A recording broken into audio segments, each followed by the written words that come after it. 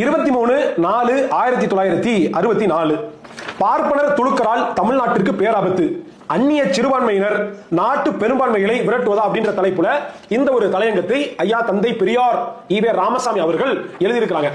பாகிஸ்தானிலும் இலங்கையிலும் பர்மாவிலும் இந்தியர்களை மூட்டை கட்டிக்கொண்டு வெளியே போக சொல்கிறார்கள். பர்மாவில் சொத்தை பிடுங்கிக் கொண்டு வெளியே போங்கள் என்கிறார்கள். இப்படி இருக்கும்போது இங்கே இருக்கும் துலுக்கனுக்கு இங்கே என்ன வேலை? ஆப்கானிஸ்தானிற்கோ பாகிஸ்தானிற்கோ போகட்டும், உனக்கு இங்கு என்ன வேலை? இந்நாடு உனக்கு எப்படி சொந்தம்? நீ யார்? நீ தமிழனா? அப்படி சொல்வதே எவ்வளவு மோசமான காரியம். இந்த நாட்டு வரலாற்றில் நீ யார் அப்படின்னு சொல்லிட்டு இந்த கேள்விகளை வந்து கேட்கிறாரு. இந்த பாகிஸ்தானுக்கு போ, ஆப்கானிஸ்தானுக்கு போன்னு சொல்லக்கூடிய இந்த கோரிக்கை, இந்த முழக்கம், இந்த சொல் யாருடையது? வலதுசாரி இந்துத்துவ கும்பலுடையது. அவன் தான் தொட்டதுக்கெல்லாம் ஏதோ எங்க மாமியார் வீட்டு பாகிஸ்தான்ல இருக்கிற மாதிரியும் எங்க மச்சா வீடு ஆப்கானிஸ்தான் இருக்கிற மாதிரியும் நீ பாகிஸ்தானுக்கு போ, நீ ஆப்கானிஸ்தானுக்கு போன்னு சொல்லுவானுங்க. பிஹெச்பி கும்பல், பஜரங்கதள் கும்பல், ஆர்எஸ்எஸ் கும்பல், இந்து முன்னணி கும்பல், அர்ஜுன் சம்பத்தினுடைய குரல். இந்த குரலாக 1964 எதுக்காக ஆப்கானிஸ்தானுக்கு போக சொல்றாரு? ஒட்டுமொத்த இஸ்லாமியர்களையும் துலுக்கர் என்று அடையாளப்படுத்தி, துலுக்கருக்கு இங்க என்ன வேலை?